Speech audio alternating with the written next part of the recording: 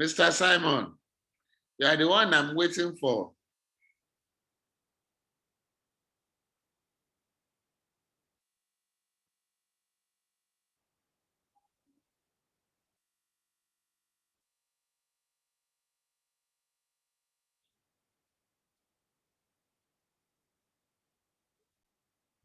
Can you just put on your video? Okay, okay. I'll put on my video now. Thank you, sir. All right, so let's set it up for class.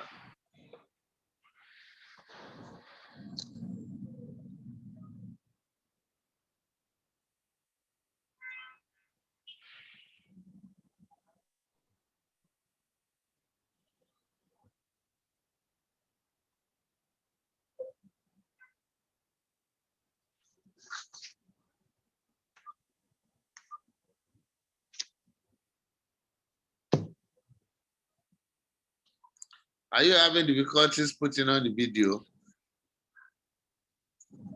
No, sir, I can see you. I can't see you. It's black here. That means your video is not on. Well, okay. Okay, let me put it on. Okay.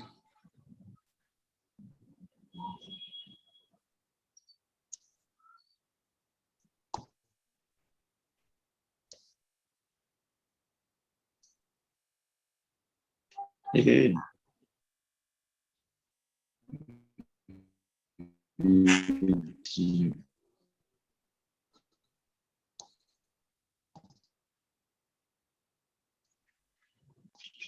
Sir, can you see me now, sir? I've not been able to. Hello, sir. I've not been able to see you.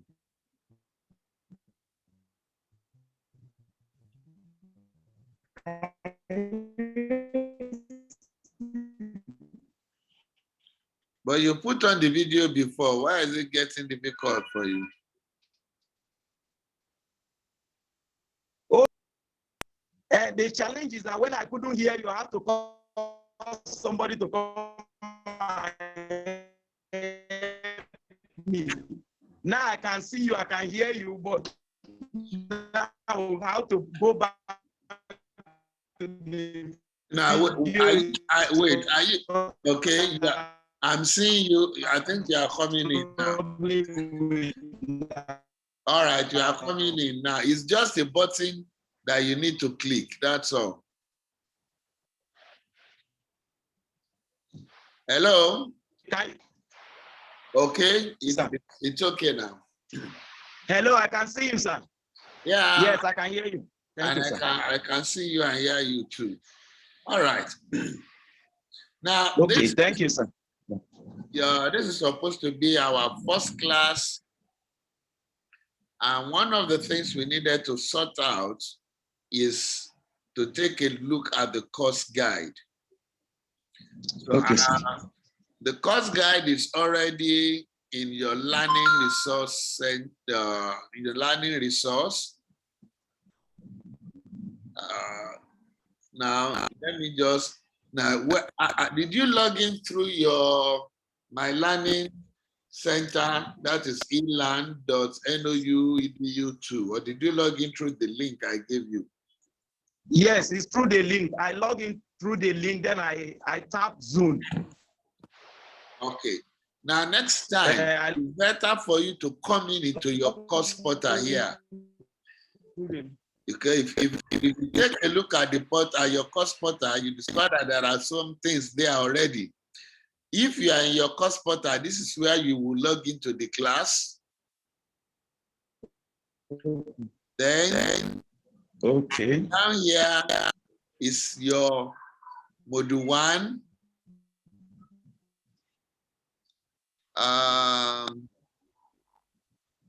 This is your facilitation plan and timetable. I think I have added, all right. This module 1 also should contain the course guide. Okay.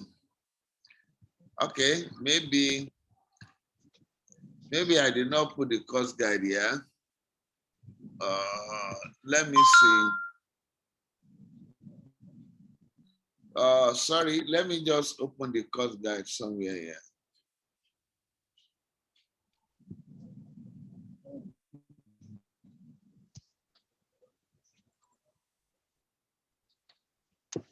All right.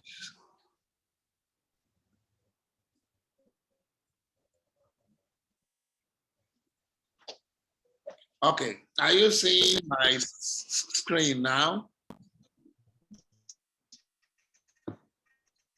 Now let's take a look at the intended learning outcomes here. Number one. Yes, I can see your screen. Yeah. You are, by the end of this course, you should be able to list the main principles of exegesis. You should be able to discuss the history of exegesis. You should be able to explain the various methods that has been used for exegesis in history. Now, you should be able to discuss the role of textual criticism in exegesis. Okay. You should be able to explain how textual criticism report can affect meaning of passages. Now, discuss the role of other biblical criticism in exegesis. Now, translate some passages of the Greek New Testament, interpret some selected passages of the Greek New Testament, list the steps to take in exegesis, then apply these steps to selected passages of the New Testament. So by the time we this course, you should be able to do all this that are listed. Okay. Now this is your module. Your module 1, this is what we are supposed, at least the first 2 units is what we are supposed to handle today. Then, okay, let me take you back.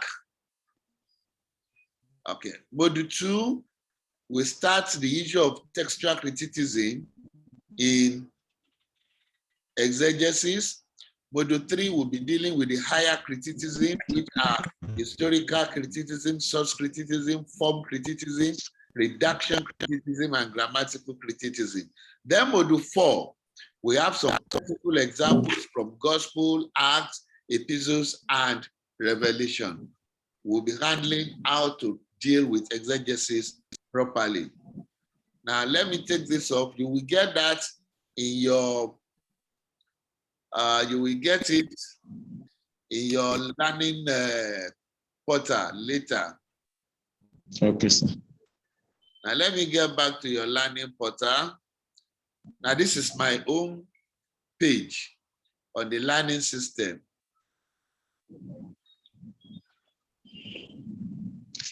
Okay. Sorry, 819. Let me look for 819. Wow. Okay. So now there is a discussion forum that we are expected to deal this topic 1. You see this discussion forum? You are expected to come out to discuss this question. And this question, and please take your time. You should discuss this question before or on Friday. By the weekend, I will take a look at your discussions. And I expect you to also comment on discussion posts from other students. You are supposed to be 5 students in the class. Now, the question is discuss the state of hermeneutics in post-colonial Nigeria.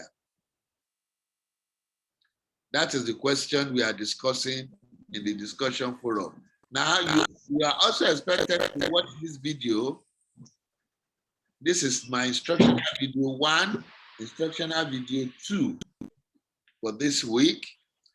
And then, okay, this is my,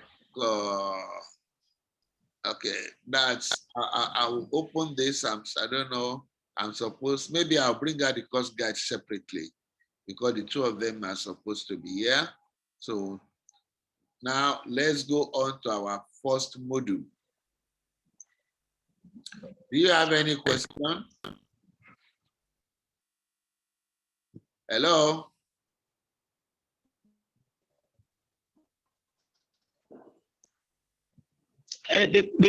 Hello, sir. Yes. Hello. Yes. I'm answering you. The question I 5 students. Hello, sir. Yes. Yeah, the discussion forum. You say Yeah, the we have 5 discussion. students. How do I get to know the fellow students, sir? They will, once they put their, every one of you are discussing in that discussion forum. So you will see when they post. You are supposed to be checking to see whether people have posted. Hello. Okay. We have another person in class. Who is this in class? Can you please introduce yourself? Still on this. Yeah, just introduce yourself. Me, sir.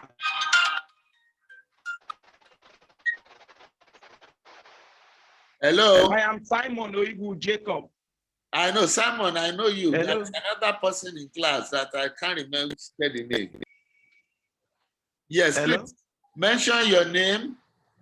Okay, let me unmute. Unmute yourself. Hello, my name is Simon. Okay. Not Simon, I'm not talking to you. Okay, sir. Hello. Hello. Yes, I have a question. Okay, Lawrence Egudu. Lawrence. Yes, what is it? Okay. Yes, what is the assignment question again, please? Hold on, please. Isaac, can you hear me? Reverend Isaac, can you hear me? But I can't hear you. All right. Well, as long as you can hear me, just enjoy yourself. Reverend Simon, you said you have a question. Yes, my question is for the discussion forum, we students, how do we get to meet ourselves to discuss? You are not discussing at the same time. Hello, sir. Can you hear me? Yes, I can hear you, sir. I said you will not be discussing at the same time. Okay. You will go to at your own time, you go to the discussion forum, you type your answer to that question. Okay. Okay. Also come in and type his own answer. And after they have typed their answer, you must go back and now read what they have typed and comment on what they have typed. That's all. Okay. You understand? Lawrence, did you get that? Yes, I get that, but I have a question, please. All right, what is your question? The question is, what are we discussing? What is the question that we're discussing? I want to get it right. The question is there already. Let me take you back. Okay.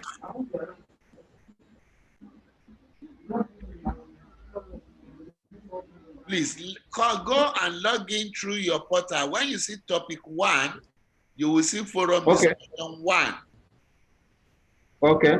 Topic 1, yes. Forum discussion 1, the question is there. Discuss the state of hermeneutics in post-colonial Nigeria. Okay. That's the question you are discussing. But take your time to read before you begin to discuss the question. Yeah.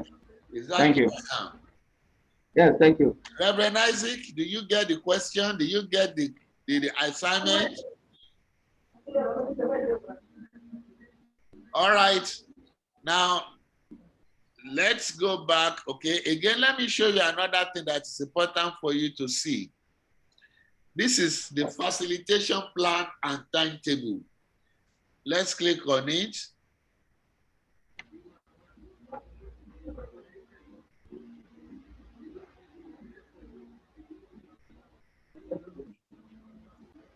Now, look at this. What you have here is a week-by-week analysis of what every one of us is expected to do. 1,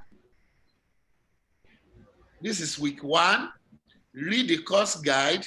Read Introduction to Greek Exegesis, that is Unit 1. Study the history of hermeneutics, that is Unit 2. I have sent video clips to you. The course material, Module 1 is already there.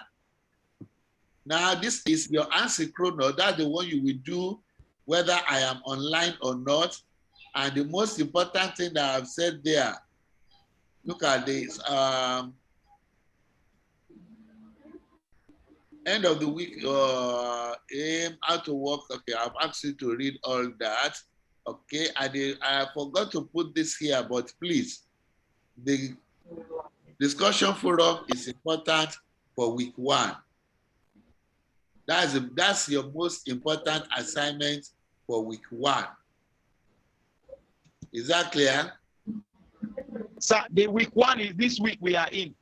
Of course, sir. This is week 1. Okay, thank you, sir. All right, let's go back to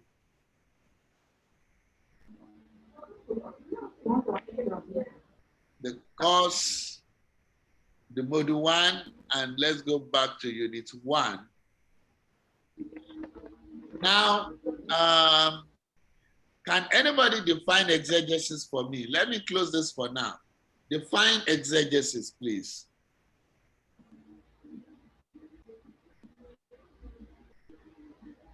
Hello? Define exegesis. Who will be able to define exegesis?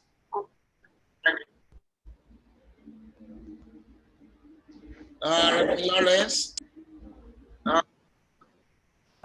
Yes, exegesis is interpreting the word of the biblical truth. Okay, I agree with you, but that's not too solid for my liking. Reverend Simon,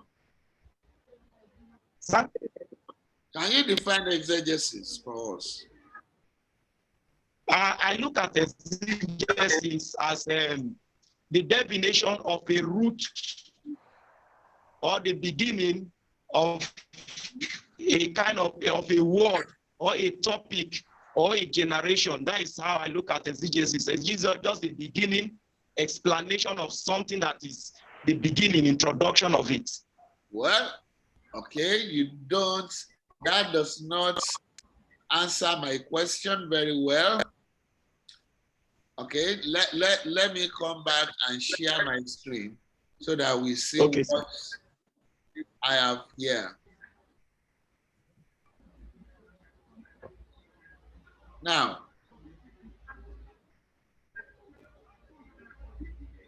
there are 2 major definitions here. The first one is from Liddell and Scott, and that's very simple.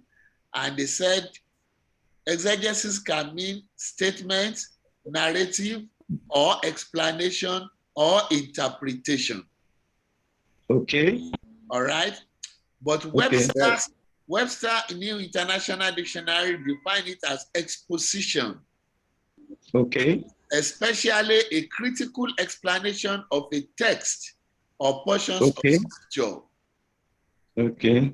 So, the English word continues the second meaning of its Greek ancestor. And we may say that the task of exegesis is to determine and state as accurately as possible the meaning of some document or part thereof. Okay. Now, let's look at the last thing from Wilson there, or Filson. He said, no one can read and understand ancient documents without pursuing or at least using the result of textual, linguistic, literary, archaeological, cultural, cultic, psychological, and other studies which help to throw light upon the writings of Scripture. Now, so with this, the aim, okay, let me stop sharing for now. The aim of exegesis is what? That is something we call authorial intent. What did I say? Authorial intent. Authorial intent. So I didn't get. Come again. So you say authorial intent. Intent. I-N-T-E-N-T. Intent. Now, authorial intent means what the author intends to say. Are you getting it? Now, let me try and give you an explanation here. Most of us who are scholars of the Bible believes that when the author of any book of the Bible, or especially the New Testament, begins to write, he has a message that he wants to pass across to those he is writing to. Okay. Do you agree with me? Okay. So our aim in exegesis is to discover that intention, that message. Now, in exegesis, we are not interested in reading our own meaning to the Bible. Okay. And this is what most pastors do today. I have listened to sermons, and I know there are sermons and there are sermons. But the question is, when, let's take an example. Just pick a passage from the, let's say, Gospel of Luke, chapter 15. Is your interpretation of that passage what is in the mind of Luke when he was writing? That is where we are going. Have I passed a message across? Yes, right in the passage. Lawrence, are you following me? Lawrence, are you following me? Now, exegesis is not interested in any form of allegory. Exegesis is, let me get what the writer wanted to say. And this brings me to the second issue. Exegesis is also not interested in application. Do you know what application is? Lawrence. Reverend Lawrence. Reverend Lawrence. Can you hear me? Okay, Reverend Simon. I can't hear you. I can't hear you. What's wrong with your audio again? You have muted yourself, Reverend Lawrence. Okay, you just came in. Unmute yourself. Unmute yourself.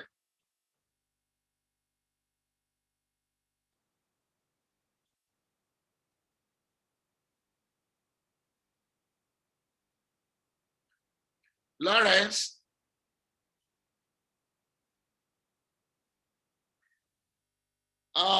I don't know where you are again because every one of you seem to be lost.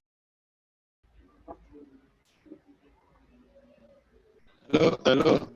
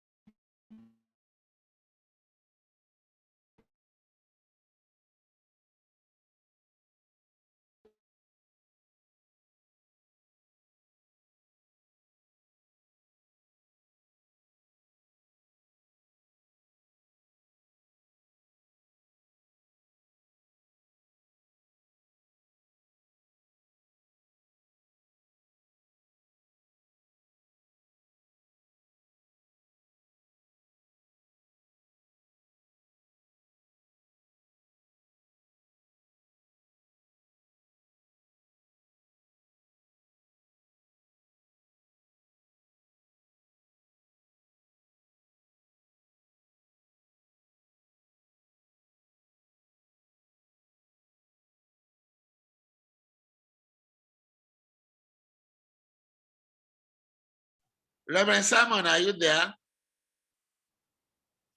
Reverend Simon. Reverend Lawrence. Can you hear me, Reverend Lawrence?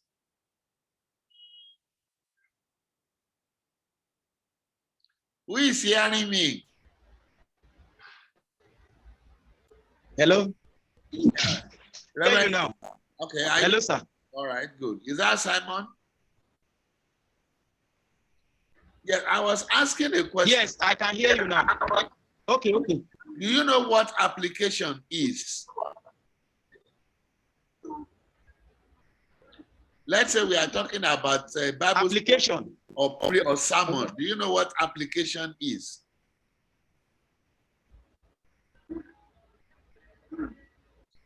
Yes. So what do you I think I have idea what application is. Okay. Or try to interpret a message. After the message, you now have the application is to bring it into our own reality. Good. Thank you. Bringing the message of the scripture to the reality of your readers or your hearers. That is the present situation of our own living. How does it? Good. Exegesis is not concerned with that. Okay? And some of us believe that yes, sir. for you to have something to apply, you must get the message. The message is what is to be applied. So if you don't get the message of the author, then what are you applying? So it is very important. Now, let's look quickly at the 4 major principles of exegesis. I have talked about one before, and I'm going to say it again, and that is determining the author's intended meaning. Now, let me make one statement that so many pastors are not comfortable with, but which unfortunately is true. Are you all hearing me? That statement is this: a passage of the scripture cannot say today what it did not say when it was originally written. Do you get that sentence? Yes. That a passage of the scripture cannot say today what it did not say when it was originally written. And that is where the author's intent is very, very necessary. Sorry, Simon, I can see you are battling with your network. But you need to unmute yourself. We can't hear you. We can't hear you. Unmute yourself. It's everywhere. Yeah. Each time you come in anew, learn to unmute. Because once you are joining the class, the system will mute you. Now, okay, for your sake, I'm going to repeat that sentence again, Reverend Simon.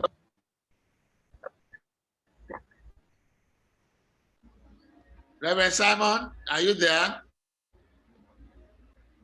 Please unmute.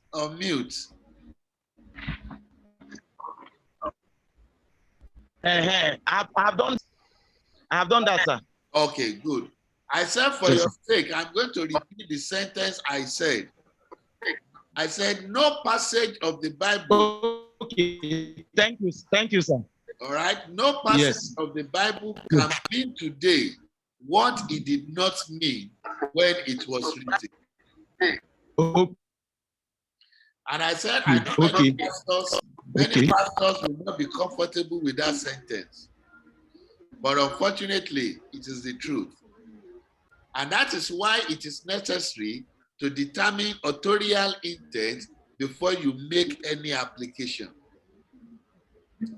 Now, we also need to be careful because there are times when the intent of the author may be more than one. Are you getting it? Let me briefly share my screen again.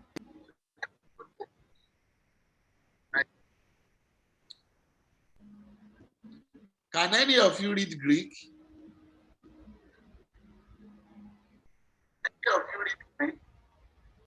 Reverend Lawrence?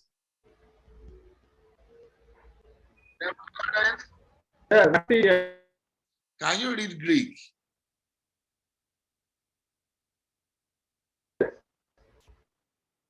Reverend Simon?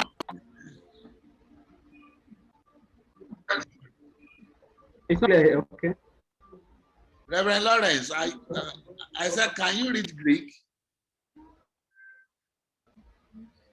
All right. I am just going to take these first three words. These first three words. Or let me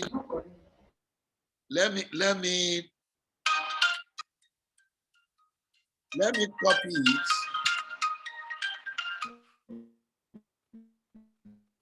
Yeah.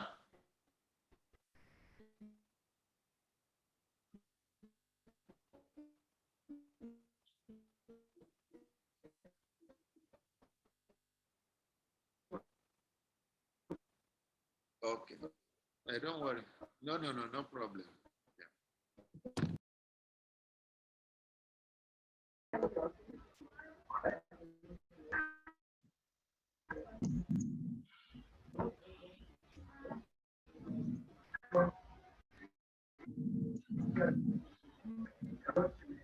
If I receive call or make a call when I'm phone as internet provider, it will cut off. Sorry about that. Okay. Now, Okay, sir. I was trying to link you with the whiteboard, and I wanted, sorry. Let me do this. Let me take the text. Now this is what.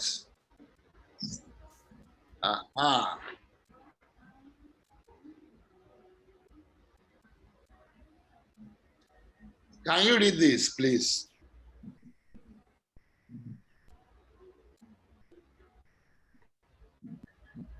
Anybody can read this? Reverend Lawrence?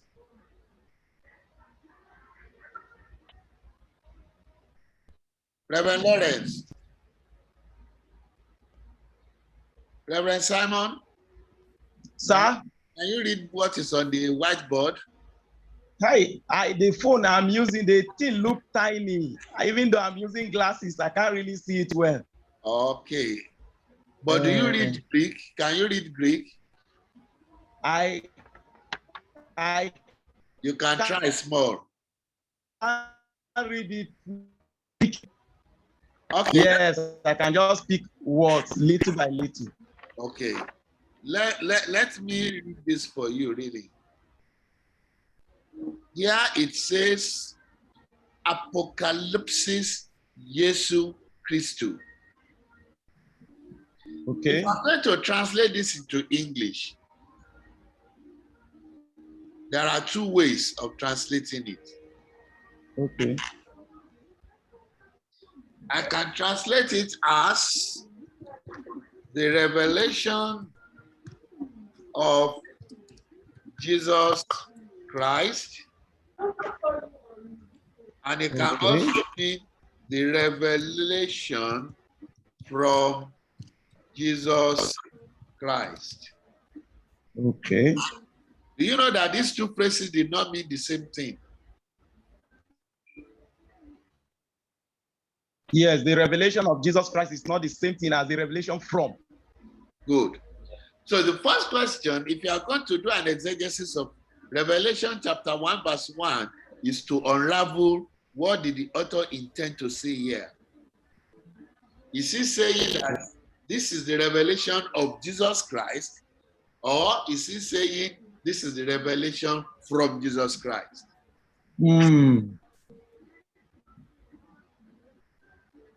But the truth of the matter here is that the author of Revelation intended the two. So I'm using this as an example of when the intention of the author may be more than one. Okay. The revelation actually actually belong to Jesus Christ. And Okay. Jesus Christ gave that revelation to John. So it is also from Jesus Christ.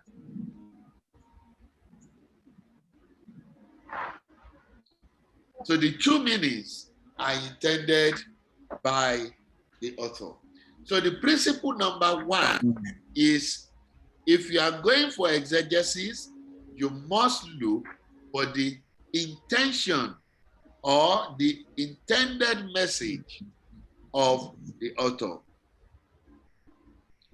The second principle is this: text adjourn band. Okay, let me just erase this. Let me write again. Text adjourn dependent. Now, what do we mean by this? Can somebody tell me what John is?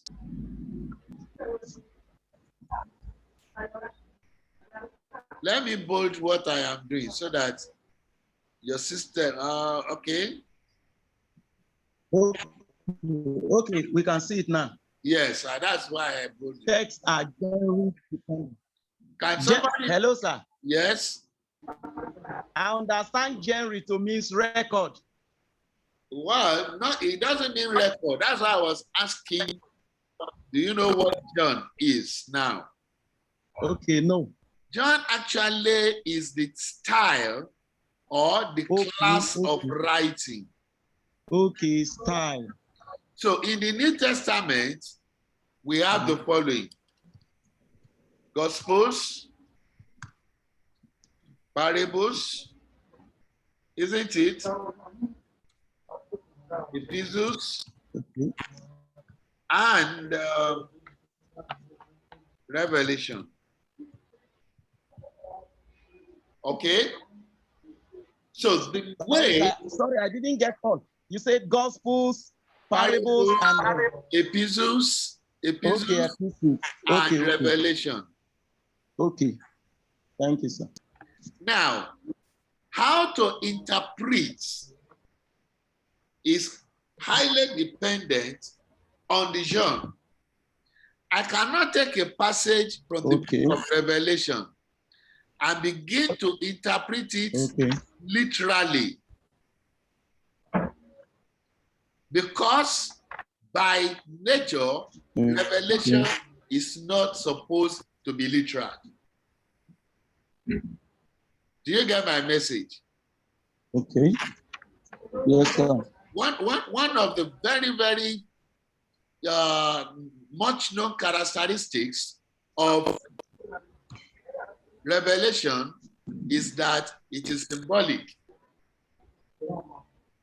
That is why you can have, and I see a beast, he is having 10 heads, and there are 10 eyes on the 10 heads.